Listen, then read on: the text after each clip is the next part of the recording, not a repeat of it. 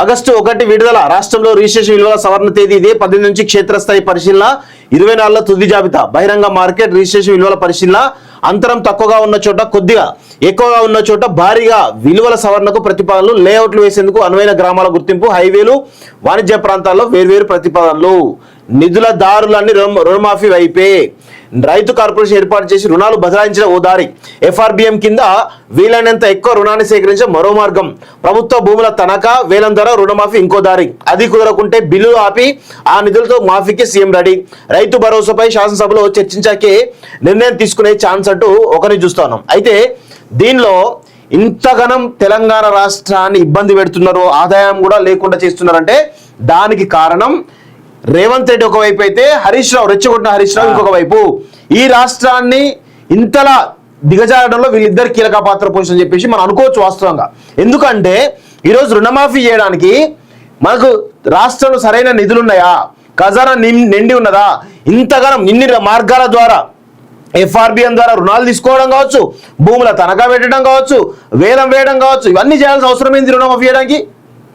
ఎంత దారుణం అంటే అన్ని కుదిరితే బిల్లులు ఆపేస్తారట. అంటే రాష్ట్రం ఎటన్నా పోని, రాష్ట్ర ప్రజలు ఎటన్నా పోని, ఇప్పుడు వచ్చింది రుణమాఫీకి వాస్తవం చెప్పాలంటే.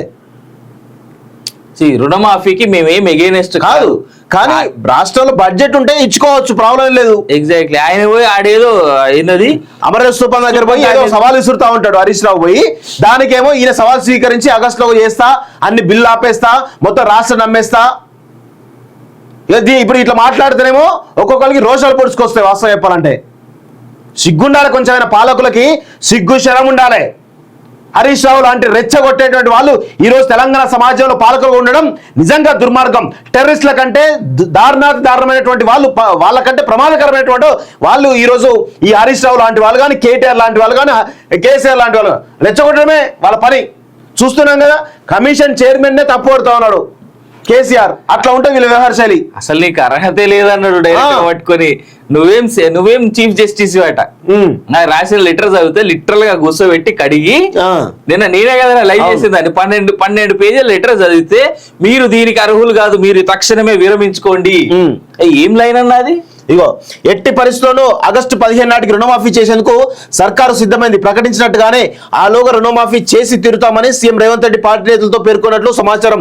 ఇందుకు అవసరమైన నిధుల సమీకరణకు ప్రభుత్వం ముందు 3 మార్గాలు కనిపిస్తున్నాయి. రైతు కార్పొరేషన్ ఏర్పాటు చేసి రుణాలను బదలాయించడం. 2, ఎఫ్ఆర్బిఎం నిబంధనలు లోబడి ఏడాదికి 58,000 కోట్ల రుణం తీసుకునే వెసులుబాటు ఉన్న నేపథ్యంలో మిగిలిన 9 నెలల కాలానికి సంబంధించి రావాల్సిన రుణం మొత్తం 48,000 కోట్లలో జూలై, ఆగస్టు నెలలో సాధ్యమైనంత ఎక్కువ తీసుకునే ఆలోచన.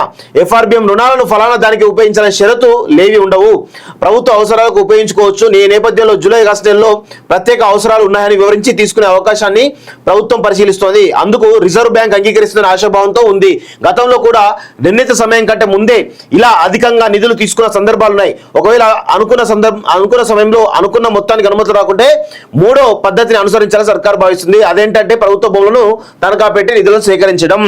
అసలు వాస్తవంగా ప్రభుత్వ ఖజానా లేకపోతే, ప్రభుత్వ ఖజానా డబ్బులు లేకపోతే ఈ విధంగా రుణమాఫీ చేయడం అంటే ముందుగా ఈ మేనిఫెస్టోలో పెట్టినటువంటి రేవంత్ రెడ్డిని కావచ్చు, ఆ కాంగ్రెస్ పార్టీని కావచ్చు నిలదీయాలి. దాని అగనెస్ట్ గా పోతున్నట్టు హరీష్ రావు, ఈ ఇద్దరు దొంగలను ఈరోజు ప్రజల ముందు క్షేత్రస్థాయిలో ఇద్దరిని కూడా దోషులుగా చిత్రీకరించాలి. ఎవడు పెట్టమన్నాడు రుణమాఫీ చేస్తామని చెప్పేసి? ఎవడు పెట్టమన్నాడు?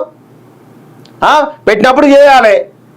ప్రభుత్వ ఖజానా ఏముండదు. అసలు ఈ పార్టీలకైతే నిజంగా ఒక మేనిఫెస్టో పెట్టే ముందు కనీసం సైంటిఫిక్ గా, టెక్నికల్ గా అనాలిసిస్ చేద్దాం, స్టడీ చేద్దాము.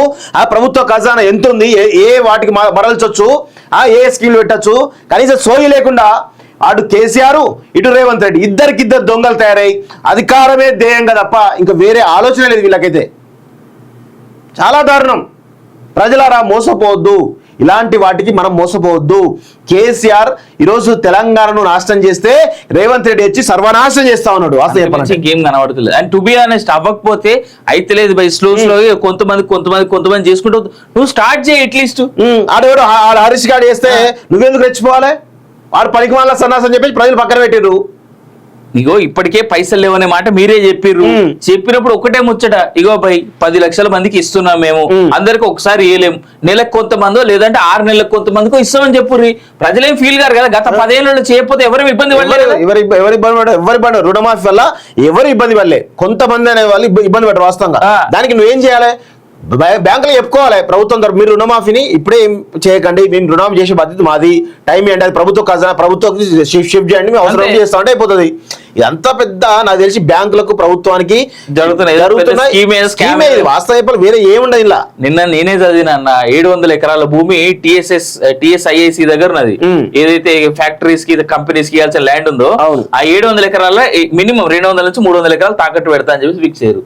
ఒకవేళ ఈ పనే చేస్తే మేజర్ గా TSIIC కోరుకునేది ఏంది, హైదరాబాద్ చుట్టుపక్కల ఉన్నటువంటి ల్యాండ్స్ నే కోరుకుంటారు. ఎందుకంటే this is the main hub, state కి మెయిన్ హబ్ ఇదే. రైల్వే ట్రాన్స్పోర్ట్ ఉన్నది, రోడ్ ట్రాన్స్పోర్ట్ ఉన్నది, ఈ నుంచి నీకు ఫ్లైట్స్ కూడా ఉన్నాయి కదా.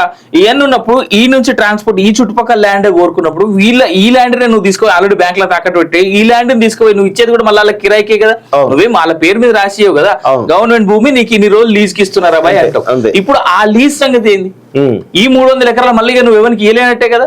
రేపు పొద్దుగాల సరే లెచ్చే ఇప్పుడు ఆంధ్రలో కియా అనేటువంటి సంస్థ ఉన్నది, రేపు పొద్దుగాల ఏదో బోయా అనేటువంటి సంస్థ వచ్చింది అనుకో, వాడు 200 ఎకరాలు అడిగింది అనుకో, మిగిలిన 200 ఎకరాలు నువ్వు చిన్న కంపెనీలకు ఏమిస్తావు, మళ్ళీ పెద్ద కంపెనీలకు ఏమిస్తావు?